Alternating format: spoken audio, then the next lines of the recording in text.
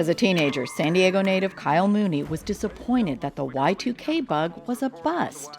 For those of us who lived it, it was just a really fascinating thing. It just nothing. It was just like a full letdown. But then he thought, what if? Y2K is real! Truly within a week, we had all of the building blocks of what ended up on screen. Someone's on the net. So the thought of turning this like full-on nothing in reality into this like disaster, end of the world kind of trek across town to try to survive was, I don't know, it just felt like a fun way to approach it. Y2K. The result is Y2K, an end-of-the-world teen comedy in which computers turn on humanity. Bye-bye, human race. We're talking global computer apocalypse. But how do you depict the apocalypse on an indie budget? The challenge was really just, I think, the scale. It's like we wanted to make a movie like a movie we would have seen in the cinema in 1998 or 99 or 2000 or whatever. And, you're working with a limited budget, so it's how are you going to make this happen and make it look decent? You can start by employing the New Zealand-based Weta Workshop to do your practical effects. Truly the best in the game, and everything they sent us was so already perfect when it got to us.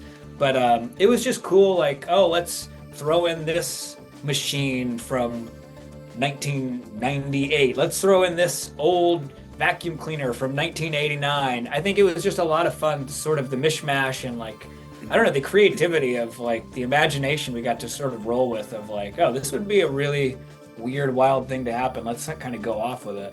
And a challenge to turn these sentient machines into suits that can be worn and operated by a person. So there's all these practical considerations like the weight distribution and how they can move when they're inside of it, the amount of time they can be inside of it, how long it takes to put on.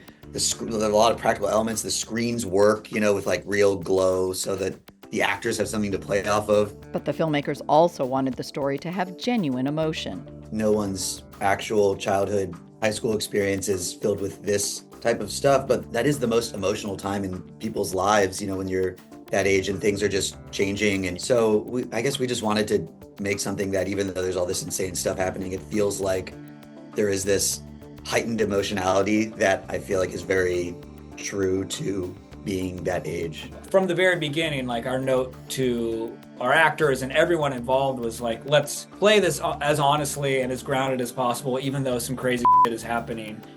Y2K marks a promising directorial debut for the Scripps Ranch High alum. Beth, Accomando, KPBS News.